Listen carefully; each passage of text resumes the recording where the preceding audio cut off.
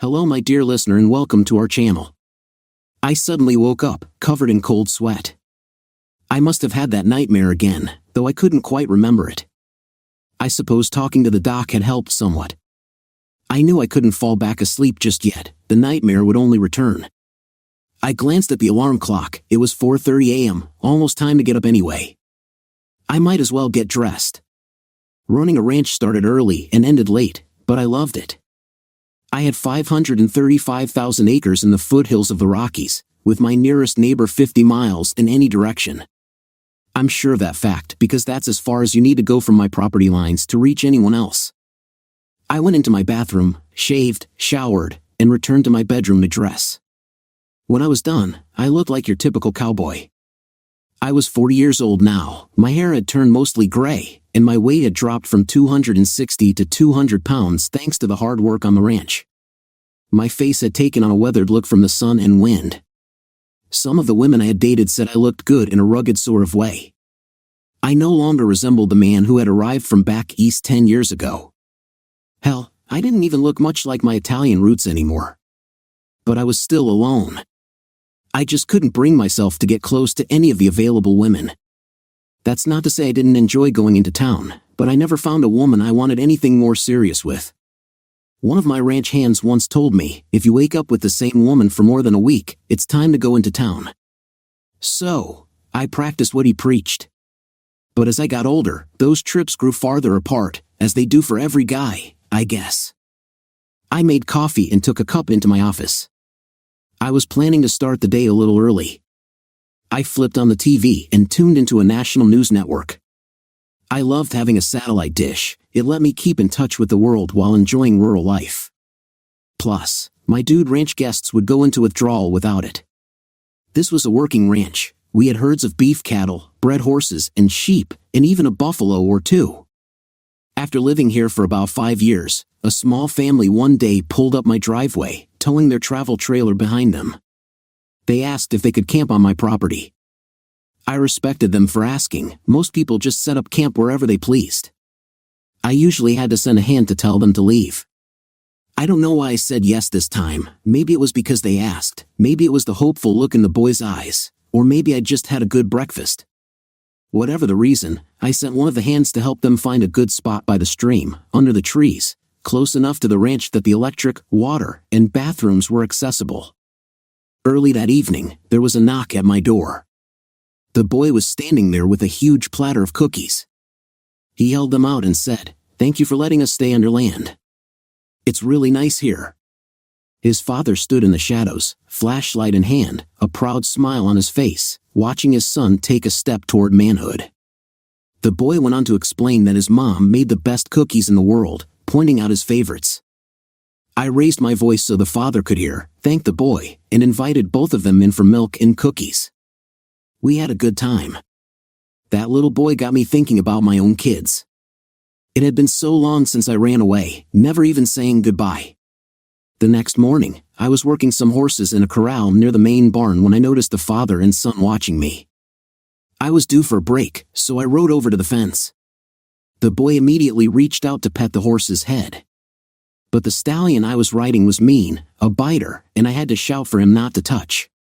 The boy jumped back, tears welling up. I hadn't meant to scare him. I dismounted, knelt down, and explained that the horse might bite, and I didn't want him to get hurt. When I finished, the boy gave me a hug. Feeling bad, I took him into the barn and showed him a newborn colt that we hadn't let outside yet. She was gentle, so I let the youngster into the stall to touch the baby. He asked me a million questions about the foal and her mother, and I guess I made a friend for life. Every time I turned around that week, the boy was right there next to me. His father apologized for his son's actions, but I assured him it was no problem. I enjoyed the company, and as the week went on, I grew attached to the kid. He was about the same age as my own son, who lived back east, and whom I hadn't seen in years. The boy was filling a void I didn't know I had. The family stayed for a week, and during that time, the boy managed to win over all the ranch hands. We were all sorry when they left. That fall, I decided to start a family-oriented dude ranch. It wasn't too difficult, the ranch already had 6 cabins with electricity and running water. I had the boys clean them up and add some amenities like water heaters. My house was huge, with a dining room that could seat 30 and a large living room.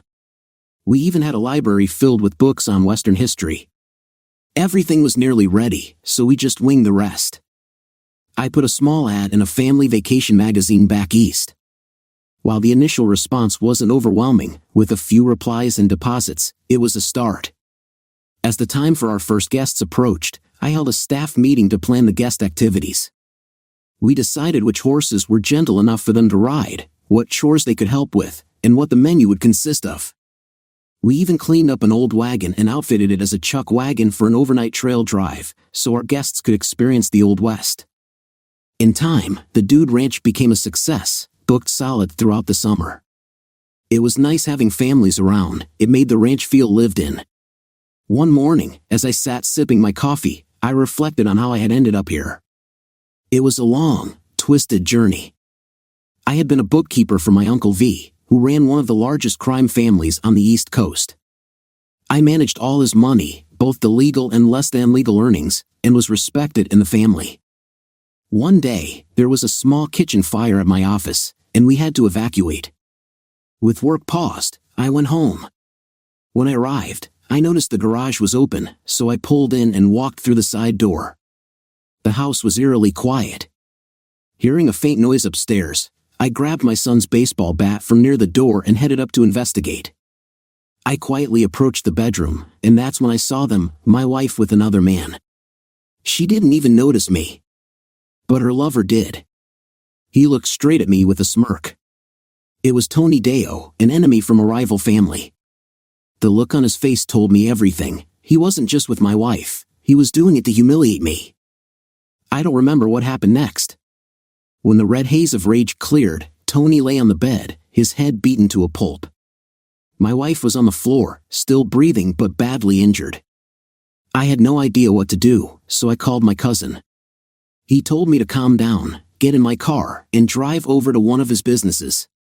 He'd handle the rest. When I arrived, they put me in another car and drove me west for 2 days, stopping outside Reno, Nevada, to let me gather my thoughts. During that time, my cousin's cleanup crew erased all traces of Tony. They staged the scene to make it look like my wife had fallen down the stairs while trying to escape a fire. The fire department found her at the foot of the stairs with a broken back. Her spinal cord had been severed, leaving her paralyzed from the waist down. She also lost control of her bladder and bowels. I felt no sympathy after what she had done to our marriage. One of her doctors suspected her injuries weren't from a fall and wanted to investigate further. However, his interest waned soon after he bought a new boat, likely due to a conversation with my cousin's associates. My children were staying with my elderly parents at the time. They were told their mother had been hurt by a boyfriend, and they accepted it. That explanation was prompted by the fact that they had overheard phone calls between her and Tony. They never asked to see their mother in the hospital. My handler then caused me deep emotional pain. It seems that Tony's distant cousin was the leader of another crime family, and he had placed a bounty on my head. I couldn't go home again, and I'd never see my children again. On my last day there, my handler gave me a new briefcase, and inside, I found everything I needed to become Tom Martin. Sam Pye no longer existed. My previous life had come to an end. I was dressed in Western-style clothes, just a simple ranch hand. My handler introduced me to another ranch hand, and we got into his pickup truck to begin my new life. I snapped back to the present and started my day. It was a Monday, and all the guests for the next 2 weeks were scheduled to arrive that morning. I walked into my office, turned on the welcome sign, powered up my PC, and began another Monday. Around noon, a limo drove up to the office while I was outside. My first thought was that these guests were likely going to be challenging. Most of the ones who arrived by limo tended to be. The back door opened, and 2 teenage kids stepped out. My next thought was that they appeared to be 2 very entitled kids with no parents in sight. Their stay would probably be brief. I considered starting a pool with the staff on how long they would last before wanting to go home. They stood around waiting for their luggage to be unloaded, and I thought they looked somewhat familiar, but my train of thought was interrupted by questions from my current customers. By the time I finished, one of my helpers had checked them in. At dinner that night, I gave my usual talk about the ranch and what we expected from our guests, as well as what they could expect from us. I reminded them that this was a working ranch and not a vacation spot that catered to every customer's needs. If they wanted specialized treatment, they would likely be disappointed. However, I assured them that we would do our utmost to make their stay memorable. I noticed that the two kids had found a couple of peers from another family and seemed to be getting along well. I might need to revise my estimate for their length of stay because this was a working ranch.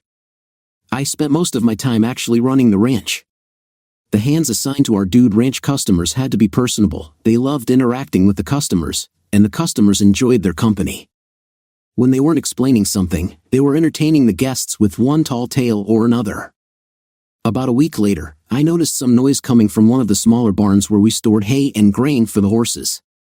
When I investigated, I found one of the teenage boys and one of the teenage girls getting a bit too close for comfort.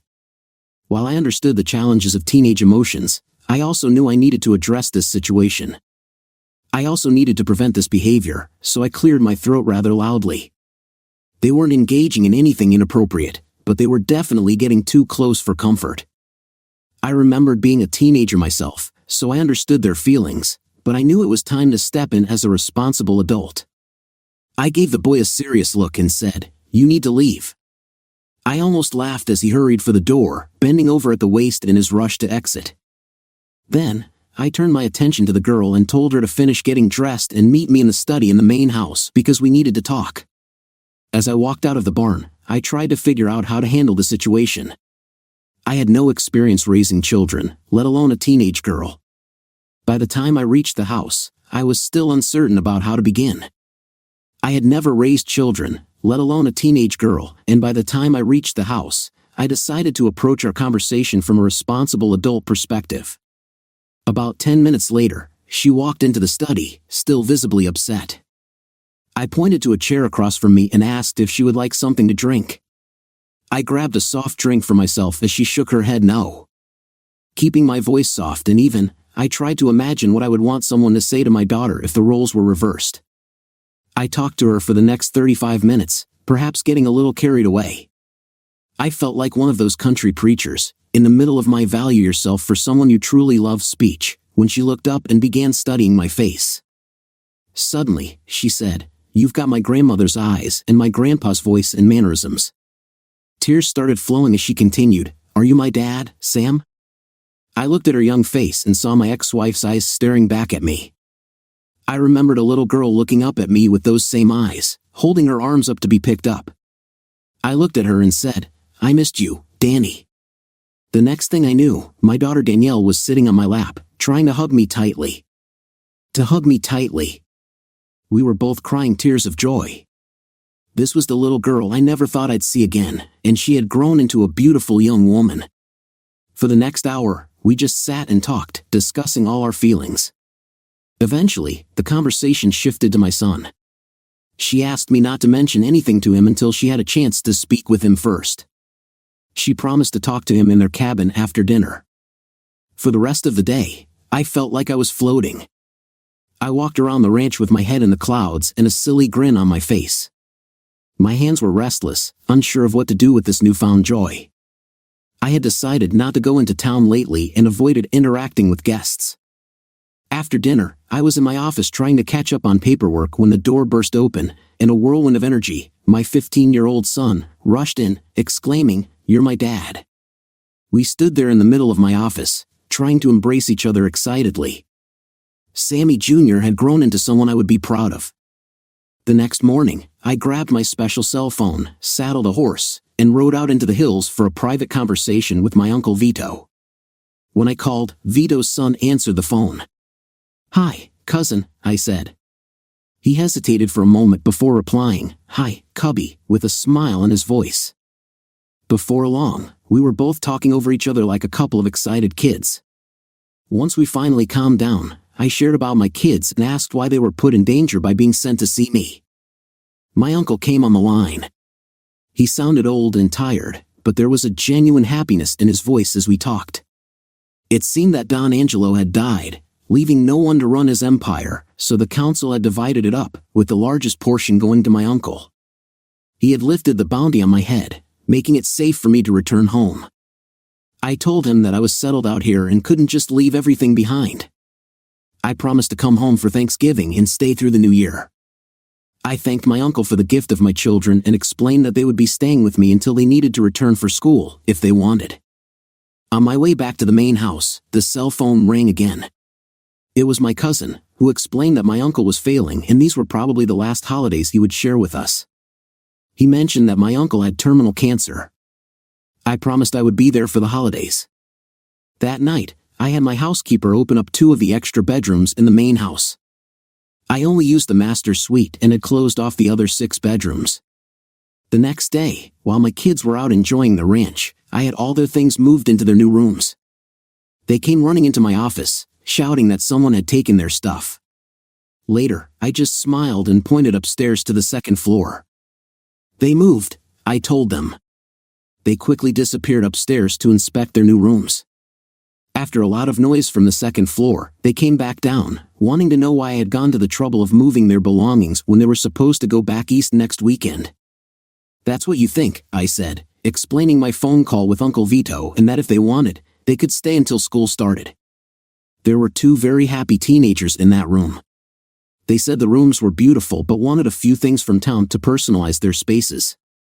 I tried to protest, but it was 2 against 1, so I relented and said they could take one of the pickup trucks into town the next day. As I watched them head to town, I started to have misgivings about letting them take a truck. I could just imagine the back of the pickup piled high with their purchases. When they returned, the truck wasn't exactly full, but they certainly gave it their best effort. They told me to stay out of their rooms until they had a chance to set everything up. That was the last I saw of them for the next couple of days as they stayed busy in their rooms. When the big reveal finally arrived, I was marched upstairs with my eyes closed, promising not to peek. When I was allowed to open my eyes, I saw the typical teenager decor. My son's room had posters of his favorite sports figures and a couple of car posters. Somehow, he even managed to sneak in a swimsuit poster that drew a disapproving glance from his sister, who muttered something under her breath. I kept my mouth shut. I didn't really understand what she had to complain about. When we reached her room, it was clear that this was a young woman's space. I noticed a large framed photo of me on her nightstand, just like the one in her brother's room. My daughter's desk was also decorated with a framed picture of me. As I looked at the photos, I realized they had all been taken here on the ranch. I was touched to learn that my son and daughter both wanted my face to be the first thing they saw in the morning and the last thing at night. A lump formed in my throat. I had missed so many years with my children. Over the next couple of months, we talked about everything that had happened during the 10 years I was absent from their lives. One night, when we ran out of things to discuss, they asked about their mother and why I had left. I had dreaded this moment from the first time we were reunited, but I knew I had to tell them the truth. I talked about leaving work early that day because of the fire and finding their mother with her partner. I went into a fit of rage, which led to a tragic confrontation. I explained that I had regretted that moment of violence ever since. I mentioned calling my cousin, who took over the situation, and how I was given a briefcase with my new identity and told I could never return. My son looked at me and said, "I'm glad she's in a mental hospital. I never want to see her again after what she did." My daughter just sat there, looking sad. I made a mental note to ask my uncle about my ex when I visited, hoping to find out what was going on with her. I guess I needed closure because, deep down, I still missed her. I had to understand why our summer ended before any of us wanted it to. The kids and I knew it would be almost 3 months before we could see each other again.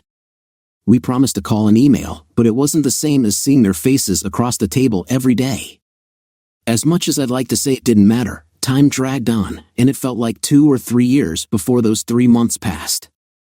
My entire crew took me to the airport, starting me on the trip home. They knew most of the story about my divorce and estrangement from my kids, but they were unaware of the violence and my ties to organized crime. They just knew I wanted to get home to see my children again. I arrived back east earlier than scheduled. I had told them I was due on Wednesday, the day before Thanksgiving, but I was a week early. My crew couldn't stand me moping around the ranch, so they moved everything up and practically carried me to the airport. There I was, pushing the button on the intercom next to the gate where the cab had dropped me off. A tough-sounding voice answered, and I asked if my cousin was home. I was told maybe, so I said, "Tell him Chubb's here." Not 2 minutes later, my cousin was running out the front door, yelling to open the gate and let me in. The guards must have thought we were nuts, standing in the driveway hugging and exchanging joyful words. Soon, my kids joined in on the hugs. My cousin and I had cleaned up our language by then. I looked up and saw my uncle in the doorway, being pushed by a nurse in a wheelchair. He appeared to be a shadow of his former self. I untangled myself from the mob of family members and went up to my uncle. I put my arms around him and said, "It's good to be home again. Thanks for making it all possible." I saw tears forming in his eyes. I whispered in his ear, "Tough guys don't cry," and teased, "You always were a softie." His smile lit up his face as he replied, "Don't let my secret out." Later, when we were alone, my cousin exclaimed that it was the best his father had looked in months. He didn't want to know what I whispered in his dad's ear, but he thanked me for making him a little happier. We celebrated Thanksgiving with every relative and family member there, and there must have been close to 400 people in that party house. My cousin thanked everybody for coming and talked about the upcoming year. When my uncle was handed the microphone, he spoke about how important family was. All the men stood and toasted him while the rest of the guests applauded. I knew my uncle was touched, but as a tough guy, he couldn't show it. I got up and walked over to him, took his hand to say something, but he snatched it back and said into the microphone, "I don't hold hands." That comment brought the house down. There was nothing left for me to do but follow tradition and kiss him on both cheeks. When I finished, I looked into his face, and he was smiling from ear to ear. We only celebrated Christmas with immediate family, as my uncle was too weak for anything fancy. We spent New Year's Day in the hospital, watching him slowly lose his battle with cancer. He died on January 5th in his sleep, leaving us peacefully. I hoped he would reunite with his wife, who had died 6 years earlier. When we walked into the funeral home a few days later, I was impressed that the entire establishment was being used just for him. The floral arrangements filled the entire space, and the line of people paying their respects stretched around the block. Since it was January and cold outside, the mourners were provided with hot drinks and small warm sandwiches, a thoughtful consideration for which everyone was grateful. On the day of his burial, the funeral service was held at the largest church in the area. The bishop himself conducted the mass and graveside service. The church overflowed with people, as did the graveside service. I felt a lump in my throat as I watched his casket being lowered into the ground next to his bride. They were together again. Both my children stood by my side through all of this, their eyes never dry. My uncle had been an alternate father to them for most of their years growing up after their grandparents died. Although they had me back in their lives now, they would miss their substitute father. After the funeral, my daughter was in a funk for a few days. When I asked her what was wrong, she only had one question: "Can we visit Mom?" I had hoped I would never need to see my ex again. The last time I saw her, it was a painful memory. 14 years later, that vision was still fresh in my mind. I swallowed hard and told my daughter I would make arrangements for the visit. I asked my son if he wanted to attend, and he firmly replied, "No, I never want to see her again." I made a mental note to try and get him some help with these feelings. A few weeks later, my daughter and I were pulling into a state institution. I learned from my cousin that my uncle refused to pay for her care. He blamed her for all my troubles and had her declared a ward of the state. She was placed in a state hospital with inadequate care. We were directed to a doctor's office in the facility, listed as her care provider. After a long wait, my daughter and I were escorted into his office, where we faced a doctor who spoke broken English. He had a patient folder in front of him that he explained was my wife's medical history, and another pile of folders on his desk. I asked if they were all his patients, and he confirmed they were short-handed. At that point, my daughter began asking questions about her mother, but I could tell the doctor didn't really know her case. I asked a direct question: "Does my wife still take her daily run?" He answered in his heavily accented English, "Of course." I felt a surge of frustration. Her mother had been paralyzed from the waist down for 14 years, and running was out of the question. I asked if we could go on the ward to visit her. The doctor called an orderly, and we were escorted to her area. We introduced ourselves to the head nurse and asked to see my ex. The nurse was very kind and knew all about her. She explained that my wife was completely withdrawn, hadn't spoken in almost 12 years, and had developed paranoia to shield herself from the world. She then escorted us to the day room. When I saw my wife, it was heartbreaking. She had been beautiful, but now she was unrecognizable, weighing around 300 pounds, with unkempt hair, confined to a wheelchair. Her expression was vacant, a look I knew too well. My daughter approached her, trying to talk, but I could see nothing was getting through. My heart ached for her. Just as I was about to offer support, my ex's eyes turned to me. For a moment, there was a flicker of recognition before she began screaming and thrashing her arms. 2 orderlies restrained her, and the nurse administered a sedative that quickly put her out. The nurse mentioned that this was the first time she had seen any reaction in 5 years. She took our information and promised to call if there were any changes. We left that difficult place, and on the way back to my uncle's compound, my daughter broke down in tears. I promised her I would look into having her mother move to a better facility. I wanted her to have the chance to visit her mom in a place that provided proper care. After returning to the ranch, I began my search and found a highly regarded facility about 100 miles away. I paid a visit and was impressed. The doctors and staff seemed professional and genuinely caring. I spoke with the head doctor, who had helped me with my nightmares years ago, discussing my wife's condition. He noted that while her reaction to seeing me was concerning, it indicated she was somewhat aware of her surroundings. We arranged for her transfer to his care, and I shared the good news with my daughter, who cried tears of relief. A couple of months later, the doctor called and asked if he could have a photograph of my face. When I asked why, he said he would explain later. I sent him an 8x10 picture I had taken with my kids during a visit to colleges. Between helping my daughter apply for schools and moving both kids to the ranch, I forgot about my ex-wife in the photo. So, I was surprised when the doctor called to meet with me in person at the ranch. I agreed to the appointment. It was a pleasant spring day when he arrived. Since he rode out, we decided to visit one of my high meadows to enjoy the view. On the way there, we made small talk. Once we reached the meadow, we dismounted and sat in the grass. He told me that they were making progress with my wife. Her weight was down about 100 pounds, and she was starting to take notice of her appearance. She was even asking the nurses to brush her hair. Of course, she still didn't speak, but she would point to a brush if she wanted her hair done.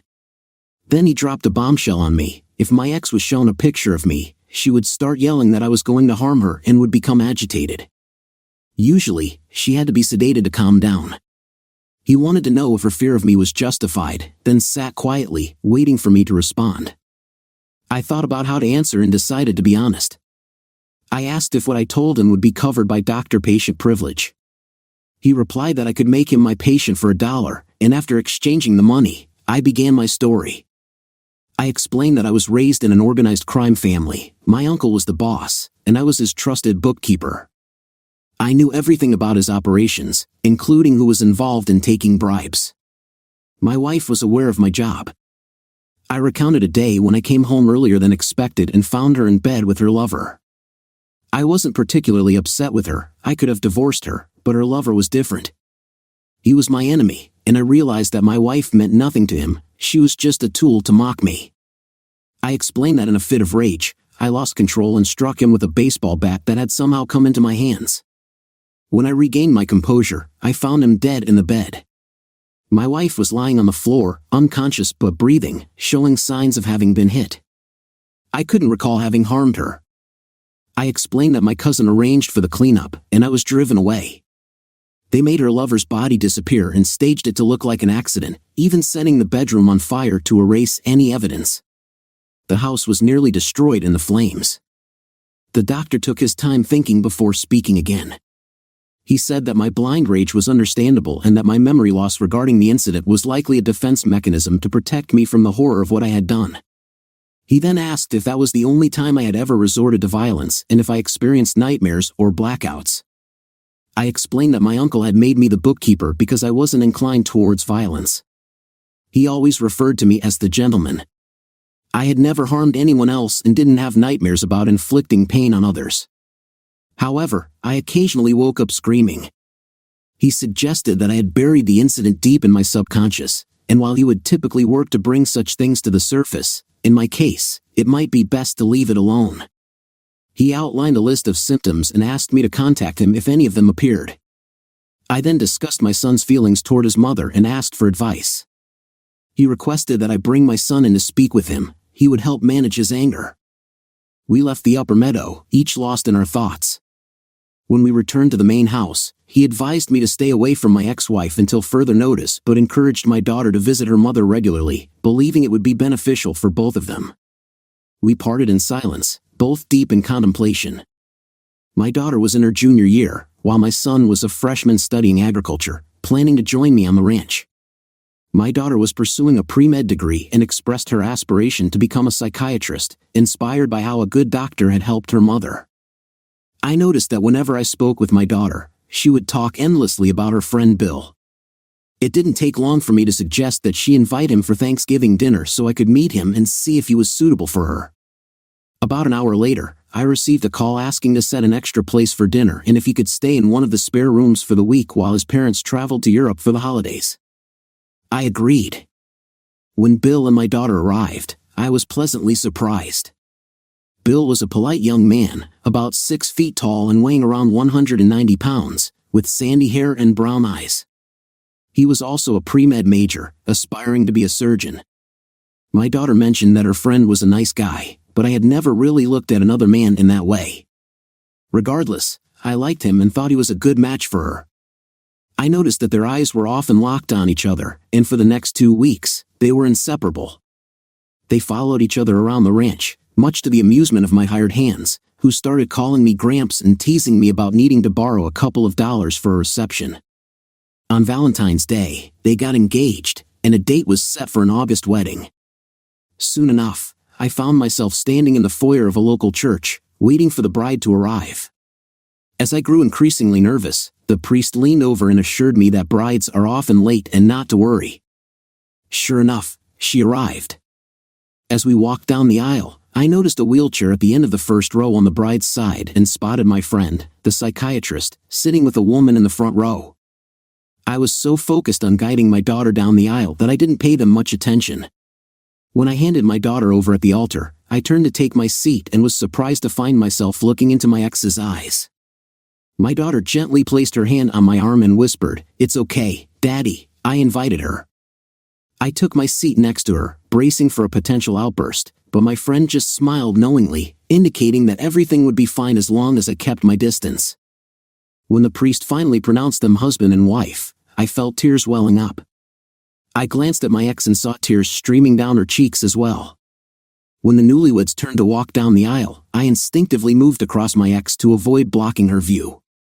However, her doctor gently grabbed my arm, shaking his head. He whispered, "Don't touch her, she's not ready for that yet." The moment passed, and I joined the procession out of the church. I didn't see my ex again at the reception, but while I was dancing with my daughter, she remarked on how far her mom had come. I reflected on my own feelings toward my ex and realized I had also made progress. I felt proud of her for how far she had come, and I noted that some of the resentment I had felt over the years had softened. I made a plan to call her doctor the following week to set up a golf date. We needed to talk. During our game, I complimented him on the progress he had made with my wife. He mentioned that she was still quite fragile, and even a simple touch from me could set her back years, but her presence at the wedding and sitting next to me was a significant step forward. I asked how he had helped her become more comfortable with me. He explained that it began with an 8x10 photo of me he had framed and placed in his office. At first, it was on a shelf, almost out of her line of sight. When she stopped reacting negatively to it, he moved it a little closer. After almost a year, he was able to put it on his desk without triggering a panic. He then started discussing her feelings toward me, helping her understand that the photo posed no threat. One day, during one of their meetings, she had a breakthrough and began recounting that day many years ago. She remembered the pain she felt and how things had unfolded. Her doctor shared my side of the story with her, and afterward, she had a lot to process. The next time I heard about my wife was from my daughter, who asked if her mom could join us for Thanksgiving dinner. I agreed, provided it was okay with her doctor. I called him the next day, and after some hesitation, he agreed, suggesting that he and his wife accompany my ex. On Thanksgiving Day, the three of them arrived about an hour before dinner was set to be served. My ex was wheeled into the living room, where everyone was gathered. Initially, she seemed overwhelmed by the crowd, but eventually, she settled in and attempted to join in on a few conversations. I kept my distance, trying not to add to her stress. At the dinner table, I was asked to give the blessing. I started my blessing by asking God to watch over everyone present and help them have a wonderful year. I especially included the newlyweds and asked for support from my ex with her challenges. As I glanced over, I caught her shyly smiling at me, and her doctor gave me an approving look. My daughter started to cry, while my son sat there in shock. The others at the table didn't grasp the significance of my little prayer. For the next couple of hours, we enjoyed a typical Thanksgiving dinner combined with an Italian feast. There was enough food to feed a small nation. When we finally left the table, there wasn't a single empty space in my stomach.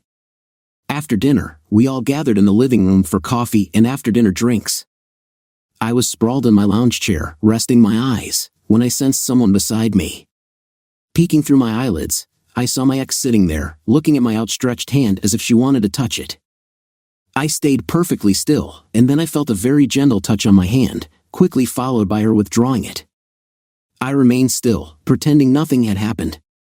A moment later, I felt the touch again, this time firmer and lingering longer, before I heard her wheelchair move away. When I opened my eyes, I saw her doctor holding both her hands, talking to her. Later, I learned that he was reassuring her that I wouldn't hurt her, just as he had told her, and he mentioned that there was a place for her in my heart. As they were leaving, she glanced back at me and mouthed a thank you. Later in the week, I had a conference call with her doctor and my daughter. We all felt she was strong enough to spend Christmas Eve and Christmas Day at my house. The doctor couldn't make it due to a booked cruise, but he entrusted my daughter with her care. He advised me to be as low-key as possible and let her initiate any contact between us. When Christmas Eve finally arrived, I was on pins and needles, worried that I might upset my ex and ruin the holiday for everyone. I decided to spend as much time as possible in one of the barns, checking on things. As I walked between two of my buildings, I heard my ex call my name, beckoning me over. I approached and sat on one of the porch chairs, trying to appear non-threatening. She wheeled her chair closer and softly said, "Please don't be afraid of me. I know now that you never meant to hurt me all those years ago, and I would like to see if maybe we could be friends." I began to stand, but a scared look crossed her face, so I quickly sat back down. My emotions got the better of me, and tears began to run down my cheeks. Out of nowhere, a tissue appeared, and she reached over to gently dry my eyes, whispering that it was okay and asking if we could be friends again. I nodded in agreement, noticing my daughter and son watching with pleased expressions. Later that night, I found myself alone with my ex. She needed help getting upstairs to bed, and I offered to find some women to assist her. However, she shook her head and asked if I would do it instead, saying there was no reason to disturb everyone just for her. I walked over, bent down to pick her up, and felt her arms wrap around my neck, a hug that felt more comforting than anything else. I slid my arms under her legs and carefully lifted her to my chest. As we climbed the stairs, I noticed that she had her head nestled against me, almost as if she were tracing my scent. When I sat her down on the bed in one of the guest rooms, I sensed that she didn't want to let go, so I waited until she was ready. After she released her grip, I went downstairs to retrieve her wheelchair. Upon returning, she asked me to put her back in it and wait in her room while she got ready for bed. About 10 minutes later, she emerged, her hair up, face washed, and dressed in a simple cotton nightgown that covered her completely. I had turned down her bed while she was in the bathroom, so I gently placed her in it and tucked her in. When I leaned over to kiss her goodnight, she turned her head, and I only caught her cheek. I thought I had pushed her too hard and pulled away, unaware of the real reason for her action. The next morning, I had a sense that, at some point during the night, she had wheeled herself into my room and sat watching me. However, I figured it must have been a dream brought on by all the food I had eaten. I got dressed and walked into the hallway, where I found her sitting at the top of the stairs, waiting for someone to help her down. When she saw me, she raised her arms and said, "Please." I carried her to the kitchen where everyone was gathering, and it got very quiet in there. After setting her down, I went back upstairs to get her wheelchair and arranged her comfortably in it. Later that day, we all gathered around the tree and exchanged presents. It felt like a typical family Christmas, our first in almost 17 years. At one point, I looked up and saw my ex sitting there, surrounded by piles of gifts. She seemed to be softly crying. I started to stand up, but my daughter walked over and said, "Mom, we've got 17 years of gifts to give you, so cheer up and start opening them." My ex began to smile widely and returned to unwrapping her presents. At dinner that night, we discussed our plans for New Year's Eve when my ex interrupted and asked if she could spend that holiday with us too. I quickly replied that she was included in our plans, and I added that she could stay for the entire week unless she wanted to go back to the hospital. She wheeled herself over to me and gave me a heartfelt hug, whispering, "Thank you," in my ear. We had a wonderful week and a fantastic New Year's celebration. She stayed with me until everyone returned to their own lives, leaving just the two of us in my ranch house. We decided she would return to the hospital after spending one more night.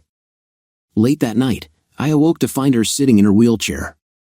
A storm was raging outside, and the electricity was out. She told me it was very cold in her room and asked if she could sleep with me. I don't clearly remember giving her permission, but suddenly she was in my bed next to me. I started to wrap my arms around her when she mentioned there were rules if she stayed in my bed: no sex, no kissing or any other show of affection, but she wanted to be held. So, I wrapped my arms around her and pulled her close. She placed her head on my chest and sighed softly, saying, "I love your smell, it reminds me of a real man. I've missed it all these years." We cuddled and talked late into the night. The next morning, it was still snowing too heavily to leave. I suddenly realized that her routine was just that, a routine. She moved between her wheelchair and various pieces of furniture as if she were not handicapped. When I challenged her about it, she admitted that all she really wanted was to feel my arms around her. Later that afternoon, her doctor called, and they spoke for about 2 hours. I overheard parts of the conversation, and I had never heard her talk so openly before. After a while, she called me to the phone. The doctor praised her progress, saying it was the best he had seen her in years, but he also insisted she needed to return to the hospital, as she still had some issues to face. When I later inquired about those issues, he said she would tell me when she was ready. It was about 2 weeks before Easter when I received a call from the hospital. I expected her doctor to be on the line, but to my surprise, it was my ex. She asked if the family would celebrate Easter at my ranch and if she could join us, as she had something she wanted to share with everyone. I agreed to pick her up a few days before the family was scheduled to arrive, wanting to hear her news first. Her voice sounded weak and a little shaky, but I assumed it was from the recent challenges she had faced. A few days later, I picked her up from the hospital. Her face looked tired and drawn, as if she bore a heavy weight. It was spring, and all the wildflowers were in bloom, the trees were opening their leaves. I loved this time of year, a season of rebirth. I wheeled her around, pointing out the beauty around us, and we had a great afternoon together, as if we had never been apart. That night, as I carried her up to bed, she asked if she could sleep with me, saying she really missed being held. At some point during the night, I awoke to find her beside me. I noticed she seemed emotional but was reluctant to share her feelings. "Remember rule number 2, no kissing," she said as she began to share her story. She recounted how Tony had first seduced her with drugs and, after a few encounters, completely controlled her. The doctors had explained that she had struggled with mental health issues all her life, which Tony had exploited to manipulate her. She was as dependent on him as a heroin addict was on the drug. She described the night I found her in bed with him, saying she never realized I was there until Tony used her to shield himself from my blows with a baseball bat. She recalled the sudden pain in her back as Tony pushed her to the floor. Although she knew I was trying to hit him, she was in too much pain to move. She passed out and later woke up in the arms of a fireman who was carrying her out of the burning house.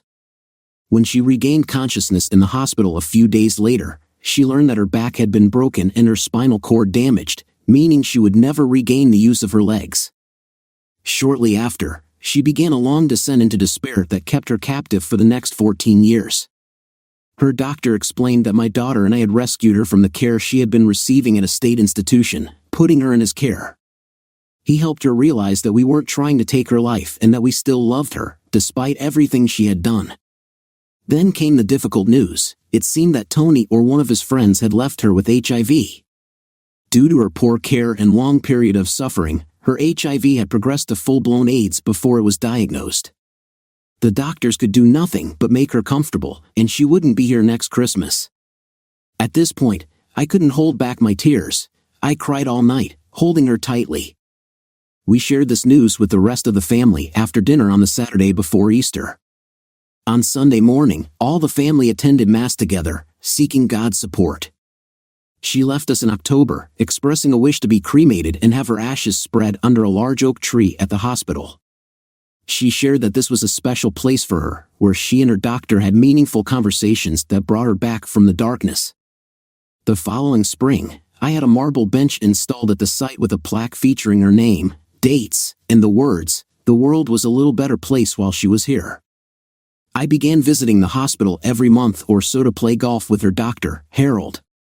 Over the years, we had developed a strong friendship, and I often enjoyed chatting with him. After our golf games, we would spend hours at the 19th hole, and Harold's wife would often scold us, insisting I stay over rather than drive home late. On my way back home, I would stop at the bench and share updates with her about everything happening in the family. I realized how much I missed her and that I still had an empty spot in my heart for her. The bench became a popular spot for other families visiting their loved ones at the hospital. One day, a landscaper arrived and transformed the area into a small stone patio with a walkway for wheelchairs. Soon, there were flower beds and even a small pond with goldfish. I knew my ex would have loved it. One day, while sitting at her spot with my daughter and son-in-law, they told us that my ex and I were going to be grandparents next spring. I don't know about my ex, but I was smiling from ear to ear. A few years later, I received a call from my son, who was in his senior year of college. He asked if he could bring a friend home for Thanksgiving, mentioning that his buddy was studying to be a vet and would love to see our operation. This was the first time he had made such a request since leaving home, so I agreed. The week before Thanksgiving, I saw my black H2 Hummer pull up the driveway. That Hummer was my pride and joy. A few months ago, I had discovered my son's compact car in the garage, along with a note saying he needed extra cargo space and had taken my truck. After a day of feeling annoyed, I remembered how poor the gas mileage was on the Hummer and begrudgingly thought my son had outsmarted himself. When my son hopped out of the Hummer, I was stunned to see his friend, one of the most beautiful redheads I had ever encountered. She stood about 5 feet 6 inches tall, took my son's hand, and they walked over to me. As I looked into her green eyes, I thought to myself that I wished my vet looked that good. Over the next few days, I learned about her history. Shauna was an only child who lived with her divorced mother 1 state east of us. Her father had left them for a 22-year-old woman he had met, taking every dime he and her mother had, and fled to a small island in the South Pacific. This left her mother and Shauna with nothing but debt. Her mother was forced to file for bankruptcy and moved them into a small apartment in a less desirable neighborhood. She found a job as a receptionist or billing clerk for a doctor, which covered their expenses but left little for other necessities.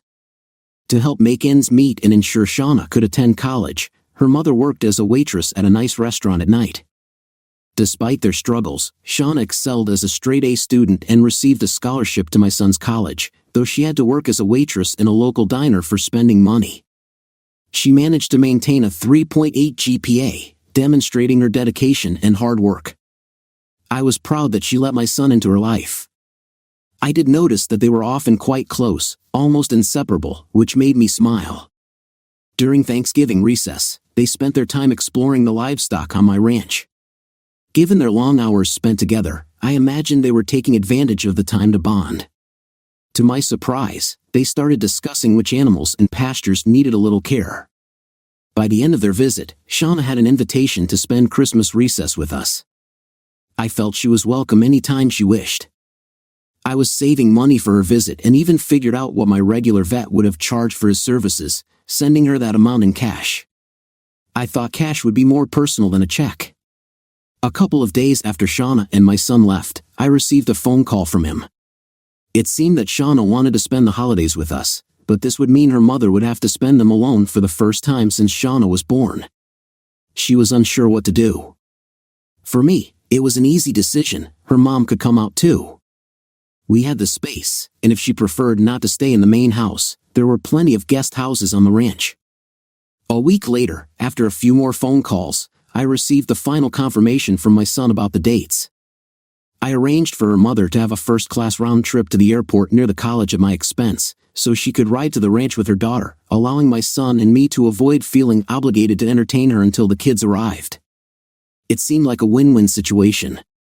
When the time came for them to arrive, I found myself standing in front of the main house, watching down the driveway, excited to see the kids again. My daughter was also scheduled to arrive around the same time. She actually got there first, about 5 minutes before my son. My daughter actually arrived first, about 5 minutes before my son. She, her husband Bill, and their baby Amanda were still standing in the driveway when the Hummer zipped in. My daughter and her husband walked over to greet my son and meet his new love. I approached a little more slowly, carrying my granddaughter. My son hopped out of the front seat, and then the back door opened. I couldn't believe my eyes. Shauna's mom stepped out, an older version of Shauna, radiating a beauty that only maturity can bring. I admit, I just stood there, staring. My daughter walked over to me to take the baby and whispered, "Dad, shut your mouth. It's hanging open, and you're embarrassing us." I regained my composure and walked over to welcome Shauna's mom, Bridget. She had the most beautiful red hair, striking green eyes, and an elegant presence. I was so taken aback by her charm that I struggled to form words, let alone a complete sentence. She smiled at me warmly, and I felt a spark of connection. My daughter handed Bridget the baby to hold, clearly not trusting me not to drop my granddaughter. The 2 weeks they spent with us flew by. I took Bridget on tours of the ranch. She had owned a horse until her divorce and was a skilled rider. I set her up with a gentle mare, and we explored my land together, admiring the views and all the different animals we raised. We shared stories about our lives and families as we rode, and by the time it was time for her to go home, I felt like I knew more about her than many couples do after decades of marriage. Our conversations flowed easily, as if we were lifelong friends. After everyone left, I felt lonely, even with 15 people working for me at the ranch. I eagerly anticipated spring break when the kids said they would return. Bridget didn't think she could get time off to come out during their visit, but I had a plan. Without her knowledge, I called the doctor she worked for, and we agreed that I would send him enough money to cover her salary for 2 weeks and to help find a temporary replacement. I also called my cousin to see if I could borrow his plane.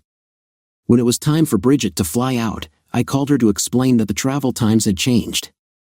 She would need to bring her luggage to work, as a car would pick her up and take her to the airport. A chauffeur arrived at her office, asked for her luggage, and escorted her out to a stretch limousine. As they drove away, all her coworkers stood in the doorway, mouths agape. She was on her cell phone, thanking me, when the limo pulled up next to my cousin's Gulfstream. The chauffeur introduced her to the pilot, who then guided her onto the plane. My phone call was still connected, but Bridget had fallen silent, and all I could hear was soft sobbing. I waited until the plane blocked the cell signal before hanging up, hoping she was impressed by the airstrip on my property. A year earlier, my cousin had complained about the long trip from the nearest airport that could handle his jet to my ranch. We selected a site on my property suitable for a runway, and about a month later, construction began. A few months after that, I had a 10,000-foot runway and a big hangar to store the plane. When I called him to ask about my share of the costs, he said, "Don't worry about it." So, there I was, sitting in my pickup when the plane landed. Bridget stepped out, bombarding me with a million questions. I promised to tell her everything after dinner. That evening, it was just the two of us in my study, with a small fire going as we sipped brandy. I shared my background, including being raised by one of the largest crime families on the East Coast. While I wasn't involved in the family businesses, I enjoyed many of the benefits, the jet being one of them. She asked me questions, seeking to understand my moral values rather than focusing on the family business. I must have answered correctly, as she eventually moved to sit next to me on the couch and rested her head on my shoulder. We stayed that way until we could no longer keep our eyes open and retreated to our separate rooms. The next morning, Bridget was back to her usual self, but during Easter dinner, I accidentally put my foot in my mouth again. I asked my son if he had taken Shauna to meet his mother at the hospital, and I heard Bridget drop her fork. I glanced at her and gave her the "we'll talk later" look. She didn't finish the food on her plate. That night, I invited her into my study. She sat as far away from me as possible, hugging herself, and I could see she was really hurting. I wanted to comfort her, but she had built a wall between us. I knew I had to be honest and decided to share everything.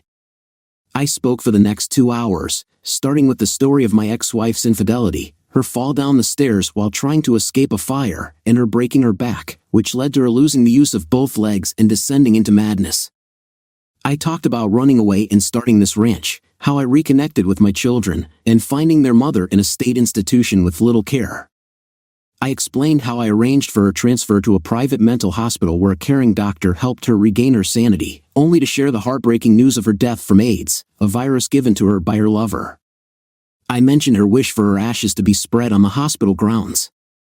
By this point, tears flowed freely, and Bridget rushed into my arms, telling me I was a wonderful man and that she thought she could love me. I asked her if she would like to come with me sometime to meet my ex-wife. 3 days later, we made the trip to the hospital, spending the afternoon on a bench while updating my ex on all our lives. During the ride back, Bridget never let go of my hand. I realized we couldn't continue our relationship in the way we wanted. It was built on pure feelings. We never made love, understanding that it would complicate things. Sometimes, you just need a companion to share feelings with. We were happy with our relationship. Life goes on. Dear listeners, please share your thoughts in the comment section below, and don't forget to like, share, and subscribe.